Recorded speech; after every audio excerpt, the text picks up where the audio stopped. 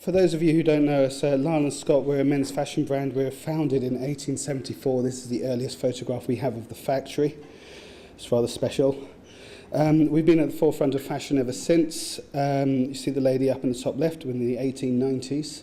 The rumour has it that this was considered so racy we couldn't actually find a model to model for us, so we had to use the local lady of negotiable affections. Today we're worn by celebrities both big and small, and this is really what it's all about. So this is last year from Google Analytics. You'll notice that the axis is missing. There's a couple of highlights here. This is Black Friday. This is when we had some rubbish weather in Scotland, where our distribution centre is, and this was our sale launch on Christmas Eve.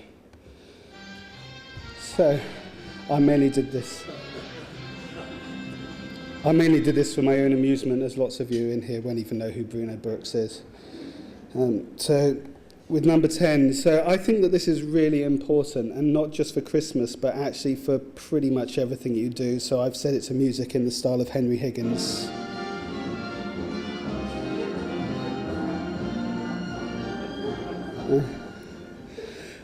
Yeah, sorry about the fruity language, but it had to scan. So, when you're planning for Christmas, you've got to just pretty much think of everything. And obviously, number one is your promotions. You've got your delivery with your last orders. When are they going to happen? You've got to have contingency for weathers and strikes, especially when your warehouse is in Scotland. Staffing, call centre, and photography.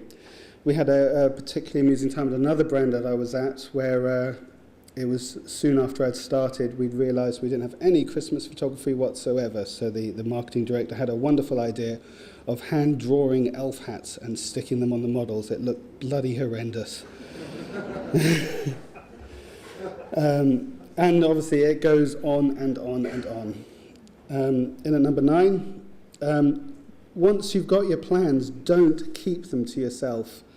You've got to just inform absolutely everybody. I'm amazed how much companies just don't talk to each other.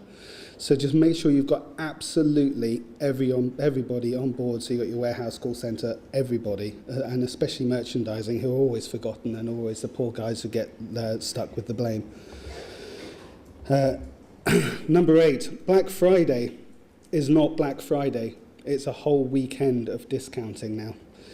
So yeah, November the 28th through to December the 1st.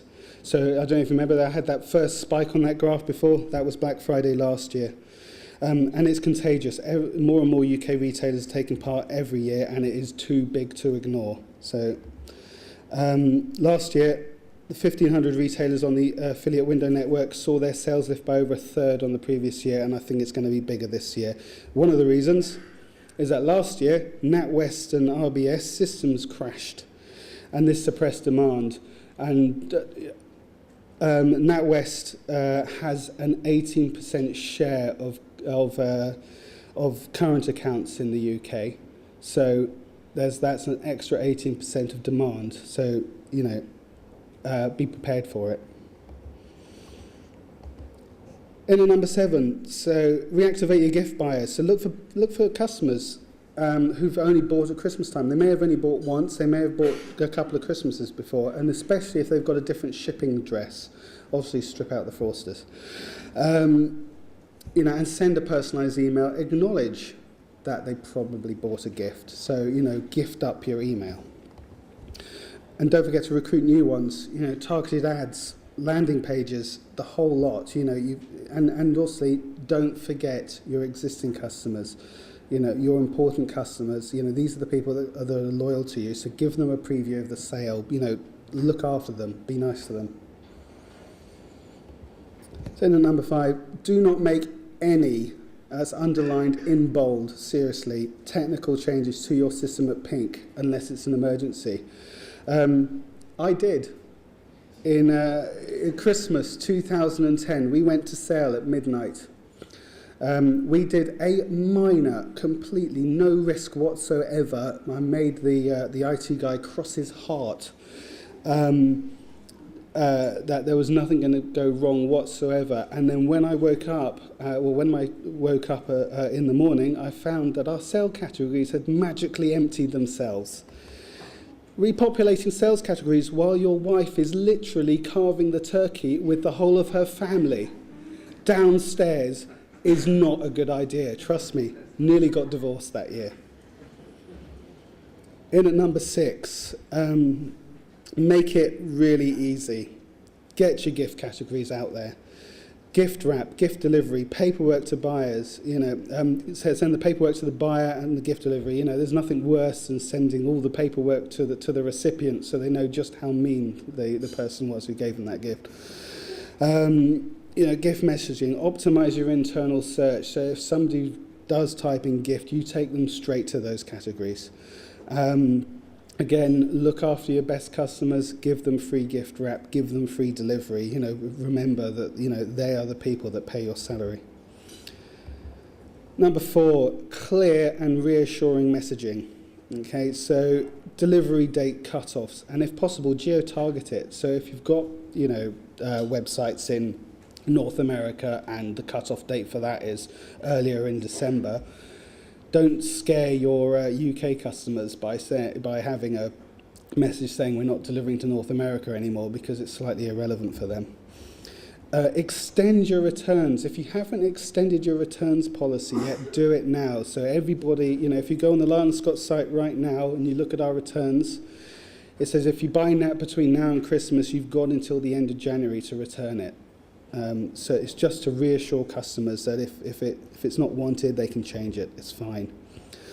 And delivery options, make sure you've got those really clear and make sure you've got your date. So this is again from our site, and as you can see, standard delivery shows you when it will be delivered, and then we've got next day delivery, premium, and all the rest of it. So we're making it really clear, putting the date in, because the closer you get to Christmas, the more nervous your customers will be.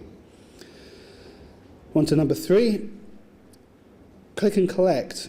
John Lewis has predicted this year that click and collect will overtake home delivery for Christmas. Now, last year they predicted that mobile was going to overtake desktop, and they were right, so it's probably worth listening to them. And if you don't have your own or a limited store estate, just use a third party like these nice people at Collect Plus do a great job for us. Customers just want convenience and reassurance all the way through, especially in those last week or so. Number 2, sale. Don't miss the boat. Sales are starting earlier and earlier. And it's all about wallet share. If you're going to be the last person to go on sale, everybody's going to be spent. They're not